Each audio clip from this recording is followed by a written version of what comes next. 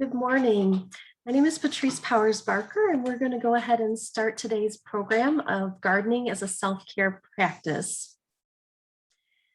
This session today is a series of a Common Well Springtime series that I have the opportunity to do with my colleagues.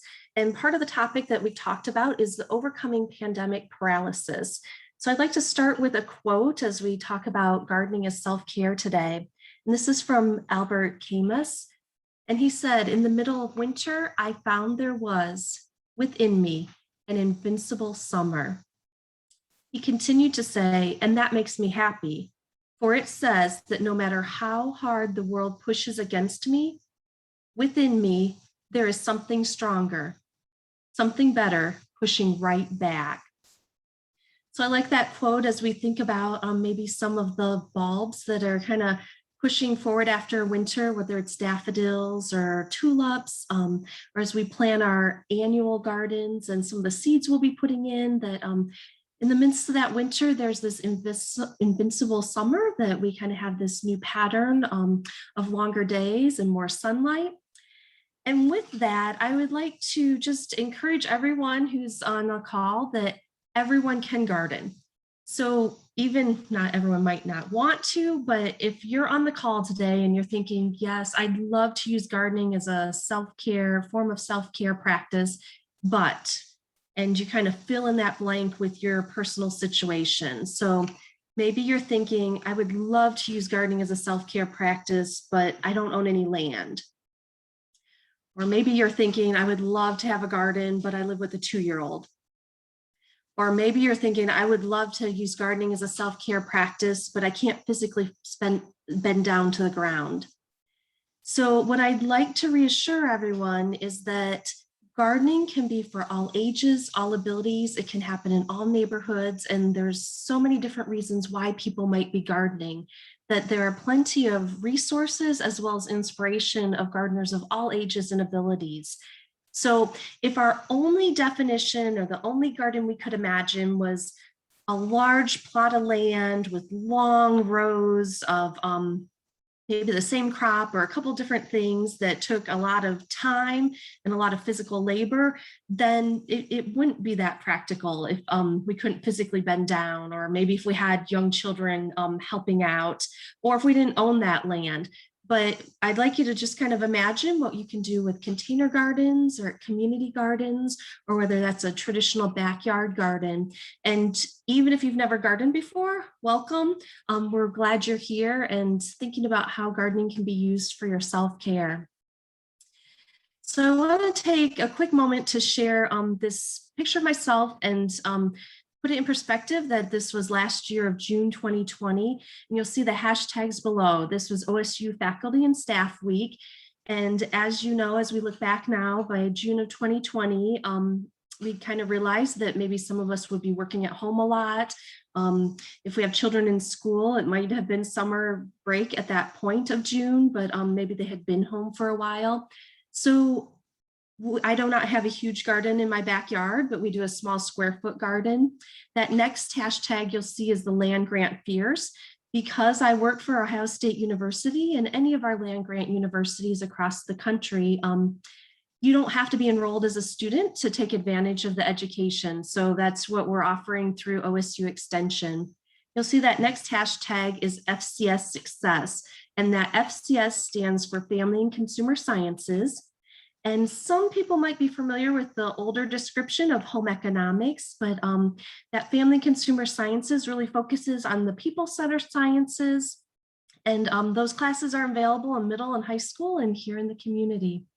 And the last hashtag you'll see is Lucas the Gnome, and you might see that on the picture, that little gnome with the block O, and he's our unofficial mascot for Lucas County Extension. And I just want to remind everyone that there is a county extension office in every county. They might have different programs, might have different opportunities, but I'm going to really encourage you to connect back to your local resources.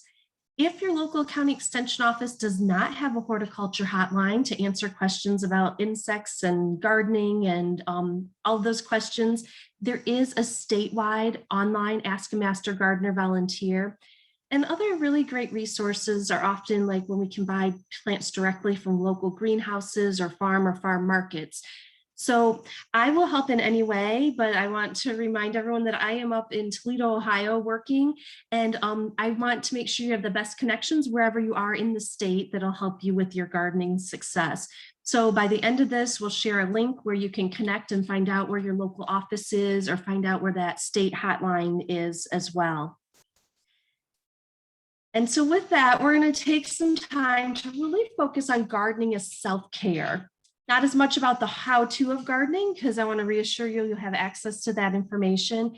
But when we look at gardening as self-care, the first thing I'd like to do is, look at that definition of garden. And kind of like I alluded to a couple slides ago, gardening can fit such a wide array of, very small spaces to a large plot of land. So the Merriam-Webster definition of garden is a plot of ground where herbs, fruits, flowers, or vegetables are cultivated. They also note that it could be a container, such as a window box, that's planted with usually a variety of small plants. So I'm going to encourage you to think about what is that gardening definition for you that makes the most sense in the place and space you're at right now. And similar to gardening having a whole wide variety of definitions, self-care is kind of similar in that way, that there's no one single definition, but what we'll use today is the definition of self-care by the World Health Organization. And that definition is the ability of individuals, families, and communities to promote health, prevent disease, maintain health, and to cope with illness and disability, with or without the support of a healthcare provider. So I hope that kind of the bold points on here, like promoting health, maintaining health, preventing disease, coping with illness and disability, I hope you can see where that definition of self-care fits in with some of the goals that gardening can help us with. You don't have to do a vegetable garden, but certainly if you're growing a vegetable garden or herbs, it helps encourage us to eat a little healthier. And gardens can be really good for our mental health as well as our physical health. So the next definition I'd like to share is mindfulness by Jon Kabat-Zinn. And he describes mindfulness as paying attention in a particular way, on purpose, in the present moment, and non-judgmentally. And one reason I'm sharing this today is because I'm going to invite you to do a very short mindfulness practice in a moment.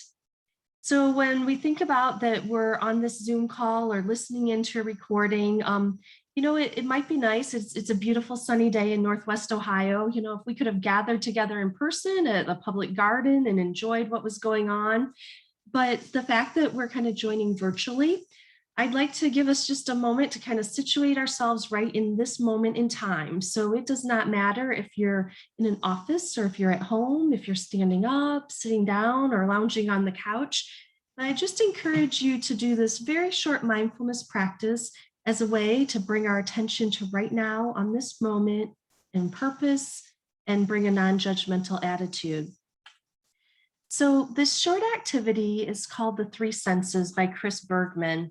And he describes mindfulness and says that, paying attention to our senses is probably the easiest way to practice mindfulness.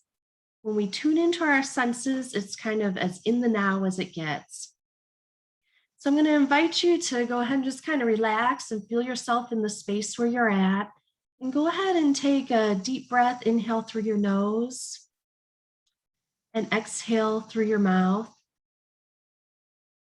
And just kind of take a couple deep breaths in that sense to kind of let your mind know that we're just going to take a pause right now and pay attention to what's going on around us. Let's just go ahead and breathe at your regular tempo. And the first thing I'd like you to do is just right where you're at, look and see three things. So what are three things you can see right here in this moment?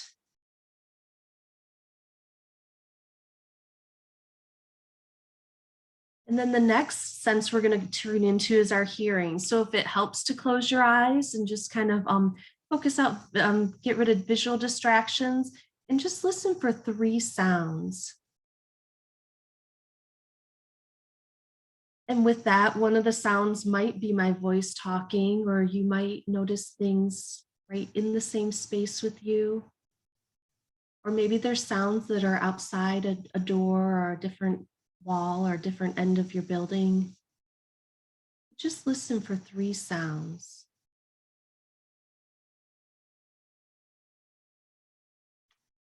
And then the last thing we're going to do is use our sense of touch, and we're just going to feel 3 things. So right where you're sitting, it might be, feeling the hard smooth texture of a table or furniture, might be the soft texture of your clothing.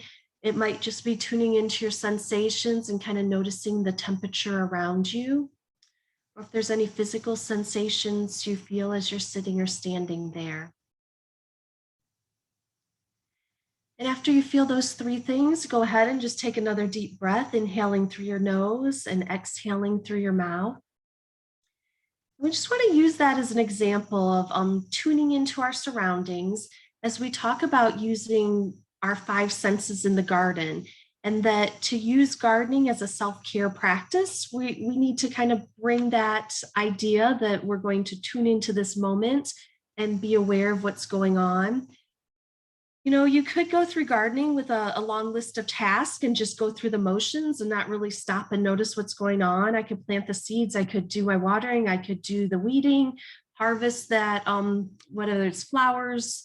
But I'm really encouraging you to think about how can you use this garden space for yourself as a way to slow down, and I'm going to invite you to think about how using your 5 senses in the garden can really help you be in the moment.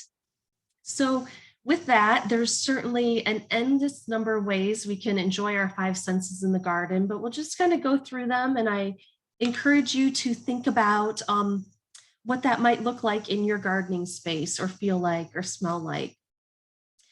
So as I had mentioned in the beginning, a year ago, as people were at home, as things had closed down because of the pandemic, we did see an uprise in interest in do-it-yourself projects at homes. A lot of the different stores were, showed that a lot of people were buying different things for home improvement indoors, as well as more people started gardening. Now, the good news is gardening was a safe activity that we could do during a pandemic when we didn't have as much information, but it's also a great activity that we can do throughout other years as well. So this photo that's on here is a photo of my window, and you see that it's a plastic zip top bag that's taped in the window. It has the word germinate on it, and the date was May 11th, 2020.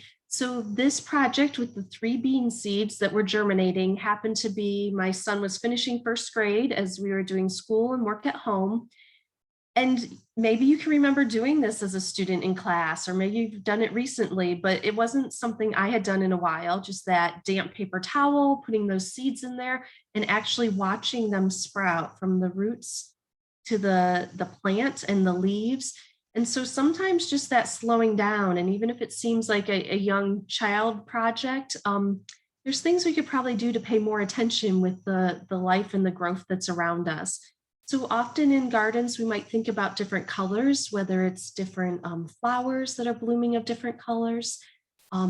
It might be hostas in a shaded area, though, even though they're green leaves, they come in greens of all different shades.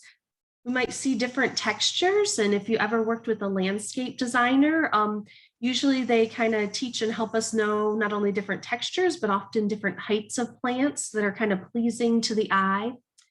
And just kind of that example of the beans that were germinating in the window, noticing those small changes in that plant growth by being out there in the garden. Another example, by not just quickly going through the motions, is that we really can kind of identify things that are happening that are positive and negative if there's challenges in the garden. So I wanted to use that example of tiny beneficial insects as an example that you don't have to be an expert on everything in the garden, but by noticing what's going on, you can learn something new. If you need to use that local horticulture hotline, they will talk through some of the different things with you. So one year I had learned about that, hopefully people may know that ladybugs are a good insect, the lady beetles, to have, that they eat some of the pests in the garden. But actually what we might recognize most commonly is that, beetle with the red shell and the black dots, their larva stage is a tiny little gray, soft insect that almost looks like a miniature alligator. And I know that description sounds kind of unusual if you've never seen it, but I had learned that in a class. And if I hadn't known that or paid attention and slowed down to what was going on in the garden, I wouldn't have been so excited to realize that, wow, we had the lady beetle larva in our garden. So there's a lot of examples like that of things we can quickly pass over without making that intention to kind of slow down and see what's going on around us. Now, certainly that other, as we went through the three senses, we thought about hearing. And there might be expected sounds in your gardening space that you just kind of expect to hear. There also may be some very subtle sounds, if it's the breeze blowing the leaves on a plant, possibly even the buzzing of different insects or pollinators. If you've ever grown any really bright flowers like cannas that are almost like a tropical flower, the hummingbirds like those, and if you happen to be sitting near it, you will literally hear their wings beating and that buzzing sound. And then also sometimes there might be a drip or a splash. And that example of water in the garden is that, there are a lot of times people specifically incorporate water features, whether it's a large feature at a public garden space or even something small in your own smaller space that you're growing. And so the question is self-care in the garden as easy as just stopping and smelling the roses? So we think about different flowers like roses that are known for their scents, and they certainly aren't the only flowers that are known for a strong, pleasant fragrance. Herbs are another type of plant that we really can enjoy that scent of those different herbs. I had seen a picture not too long ago of some of the starts growing in a local greenhouse, and it was rosemary, and I could almost smell that scent just looking at that picture, kind of bringing back those memories of what that rosemary smells like in the summer garden. And even if you aren't growing all your fruits and vegetables, if you can imagine when strawberries are in season and you're at the grocery store or at the farm market, just that quart of strawberries there on the counter, you may be able to smell that sweetness of the berry. So there's certainly a lot of pleasant smells that go along with the plants in our garden. And, soil has its own smell, as well as they've actually named the scent of the rain hitting the dry soil. And if you can kind of imagine that scent, maybe some of us were able to enjoy that this week in Ohio, if there were different rainstorms in your area. And then taste. So we may think about this a lot with vegetables and fruits. Certainly herbs as well. If you've attended the series and you were on last week when Jenny talked and encouraged us about finding different ways to maybe cook or enjoy different vegetables, growing a vegetable garden is sometimes a nice way to really encourage us to try some of those different things, especially when we have a large amount of a certain vegetable. We may be trying recipes where it's fresh and raw. We might be roasting it. We might be getting out some of the different equipment that Jenny had mentioned, like the air fryer. So when we think taste, that might be most common, that we think fruits and vegetables from the garden, but there's all the different kinds of herbs. There's different flowers. The picture on the bottom right-hand side is a nasturtium flower that's kind of fancy, decorating that open-faced sandwich. And not only are the flowers edible on the nasturtium, the leaves are as well. So certainly not every plant has all edible plant parts, but learning those different things about the plants you're growing, you might be able to enjoy a little bit more on the table. Another example of taste is making infused water with those fruits or vegetables or herbs. And infused water, if you were comparing that to like a canned beverage, especially a sugar sweetened beverage, it would not be as strong in any way, but kind of picking up on that taste, maybe a little bit more subtle, but think about kind of how refreshing that is and using that fresh produce from the garden. And then feeling, as we're in the garden, when we think about the sense of touch, And this literally might be the physical sensations we feel, whether it's the weather around us or the temperature. You can kind of picture the warmth of the sun in the middle of the summer, or if there's a breeze or a mist, kind of feeling that coolness. If you're growing produce, kind of think about how that touch or feel is. So if I was growing peppers and they looked like they're about ready, I'm going to kind of feel that produce on the plant and make sure it's really it's firm and not kind of soft or squishy. If it's still kind of soft, it's still maturing before I harvest that. And then also that physical feeling of stretching and moving, whether we have container gardens at kind of a tabletop level, or whether it is doing some of that harder manual labor on the ground, whether it's moving large bags of mulch or things like that. Gardening certainly can be part of our physical activity throughout the week. And I do want to, on these pictures, the top picture is a petunia and the bottom picture is lamb's ear. So there's certain plants that we might specifically grow just for their touch that might be enjoyable. So the petunia at the top was actually a black petunia that we had purchased at a local greenhouse last summer and grew in our front yard.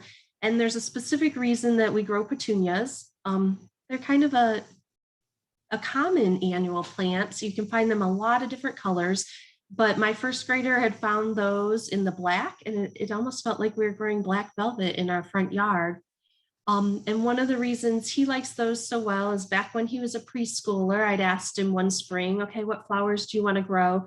And he told me he wanted to grow the soft flowers, which I wasn't really sure what he meant. I would usually use a color or maybe a shape to describe a flower, but as he talked and he knew where they were growing, identified it as petunias. But as a young child, his time and space in the garden, he'd actually touch these petals and they actually are very soft. So sometimes we can learn from others, even young children. Young children can be part of the garden. They may or may not stick with all of the garden tasks, but there's certainly different age appropriate things that they can do to enjoy that garden space as well. So I do want to go back to this definition of mindfulness. We've kind of talked through, the five senses and what we might see or feel or hear or taste from the garden.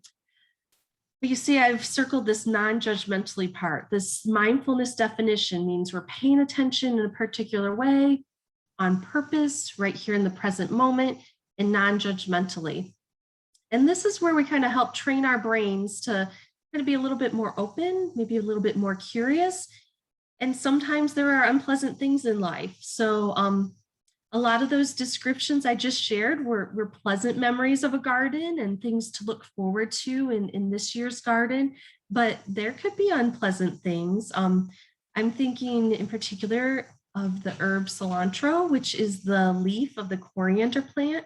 And some people absolutely love it and some people absolutely hate it. So it is okay that we have our different interests and tastes.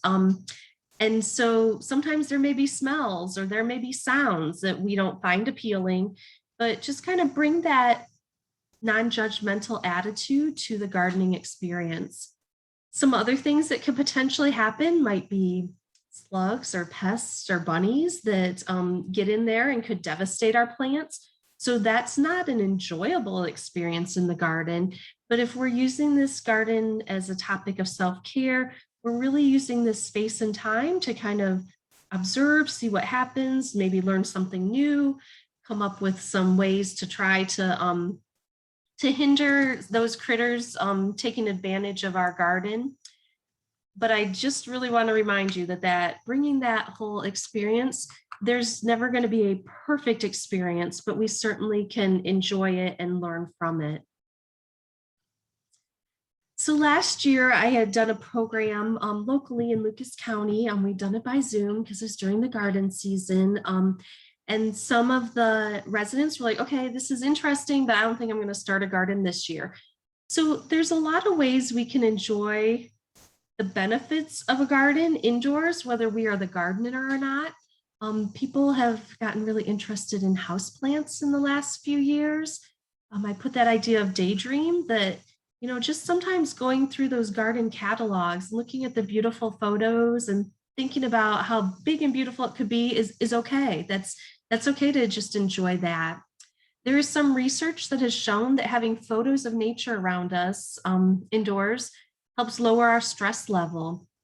And one thing I like to do in the summer is just kind of bring those small bouquets in, whether it might be some wildflowers, it might be some fresh herbs, and just having that as a bouquet and easily accessible if it's the herbs. And even if you are not a vegetable gardener, but you're getting that local fresh produce, whether it's from a farm stand or farm market or a neighbor who has an abundance of extra vegetables, kind of bringing that sense of gratitude to this fresh local food that might be preparing and serving.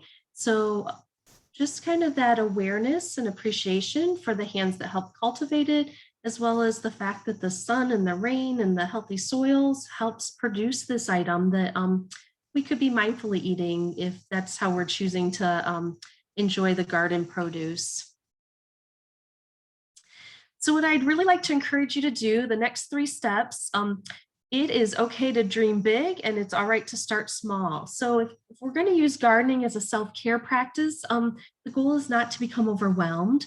So there's tons of ideas out there. Let me just start with one new idea. Maybe it's growing some flowers you've grown before, but looking for a different color.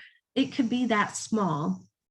I really encourage you that number 2 step, learn and seek assistance.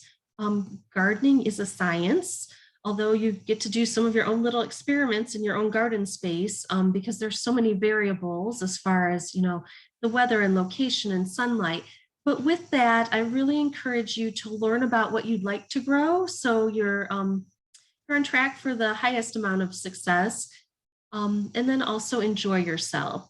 So I'm going to flip to another slide here in a moment, but I kind of want you to think about how are you going to use gardening for your self-care?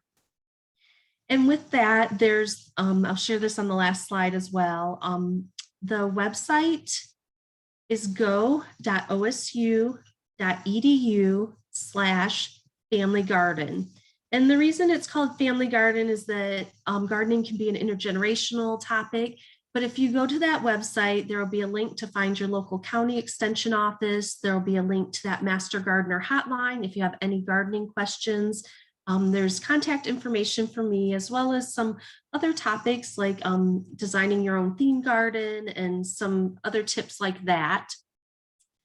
And I do want to remind everyone that the next session next week on next Friday, the topic is sustainability at home. And Courtney Wolfel, my colleague in Cuyahoga County, will be teaching that. And you would register for that in the same way, or you may already be registered for the series. I'm going to go back to that other slide to share that kind of that question to you, how are you going to use gardening for self-care, as well as sharing that link. And I'll go ahead and put that in the chat box as well.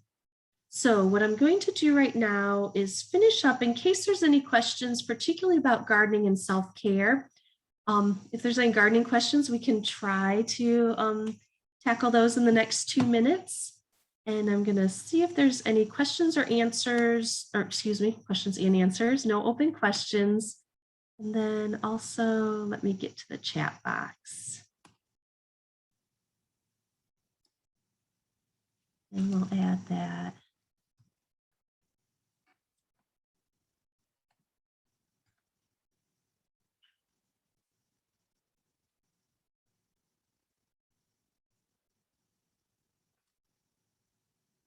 And what I'll do is stay on another moment. I think, Amy, we could go ahead and stop the recording so everyone has access to that website link.